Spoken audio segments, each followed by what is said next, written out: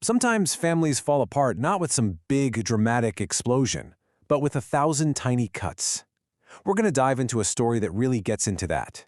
What happens when the people who are supposed to be your biggest fans slowly start pushing you to the outside? And wow, this line from the source material just hits you, right? It's not the screaming matches that do the most damage sometimes. It's that quiet, creeping feeling of becoming a stranger in your own home.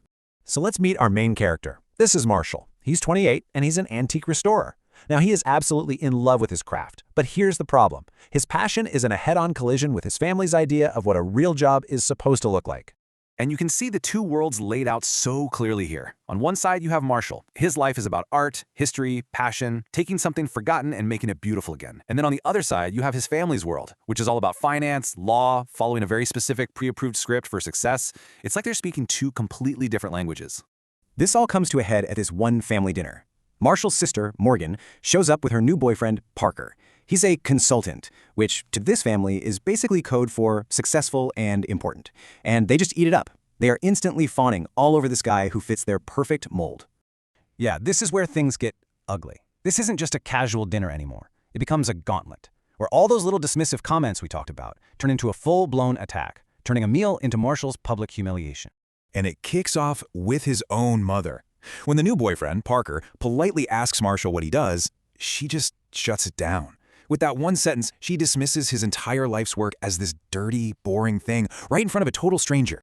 And then, as if on cue, his brother jumps in with this little sarcastic gem. He turns Marshall's entire career into a cheap punchline. You get the sense that this is just what they do, right? Making fun of Marshall is their family pastime. But this one from his sister Morgan, this is the one that really breaks him. It's so much more than a dig. It's an instruction. She's literally telling him to lie, to be ashamed of who he is. And that's the moment it all changes. And what really seals it? The quiet laughter that follows. Can you imagine? In that one moment, you can just feel something snap inside him. He puts on a smile, but behind that smile, he's not hoping for their approval anymore. He's just done. So what happens after a night like that? Well, it's not some big, fiery rage.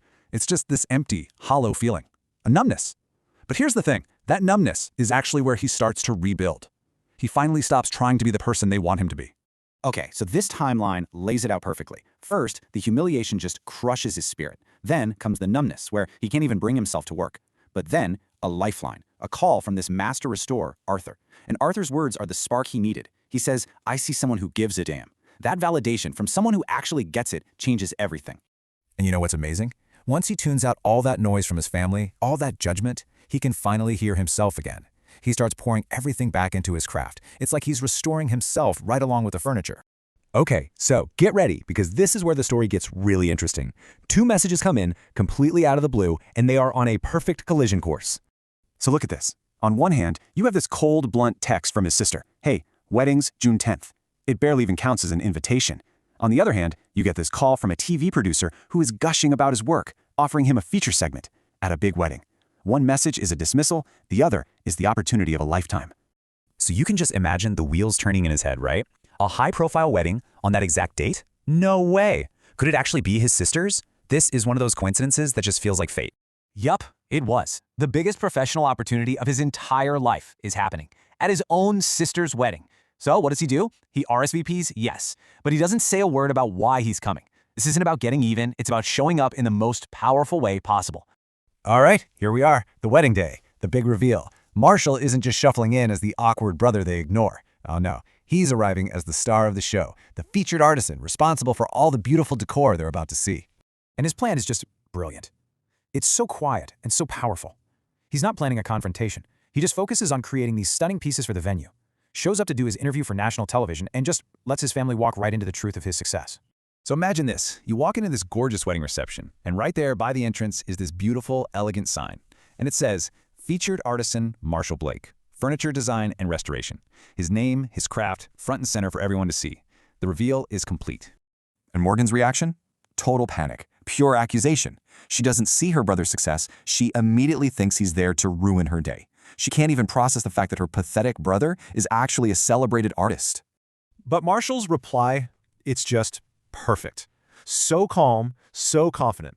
He basically says, I'm not here to crash your party. I was hired, I belong here, and if you're embarrassed that everyone at your wedding is fawning over my designs, well, maybe I'm not the one you should be embarrassed about. He just completely owns the moment. And you know, that moment at the wedding, that was just the beginning. This story is the perfect example of how the best response to people who doubt you is to just go out there and build a life so amazing that their opinions become totally irrelevant. So the TV episode airs, and boom, his career just takes off. He's getting commissions from all over the country, he expands his shop, he's a huge success. But the real win? It's personal. His mom calls, wants to start fresh now that he's a big deal, and he just calmly says no. He's not angry, he's just free. He doesn't need them anymore. And really, that's the heart of this whole story, isn't it? You don't have to get into screaming matches to prove your worth. Sometimes the most powerful thing you can do is just be so good at what you do, so passionate about your craft, that your work does all the talking for you.